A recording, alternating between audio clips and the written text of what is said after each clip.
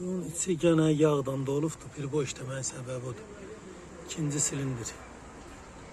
Bak bu da bunun qalyanı da şifnə günə düşür. Yağ. Bunu elə bil siz düzəldirsiniz axı. Gəlibdir ki, yenə bir boş deyir. Ayrı buralarda aslında var. Ama əsas bax bu ikincidə. Əbiş üstün maşındır. 106 motorun babinin sınavı.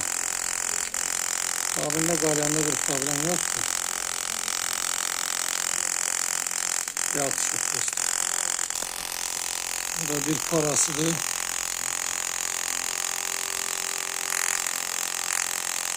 Dağdan yer zarı yoktur. Normaldir. Bu da bir paradır.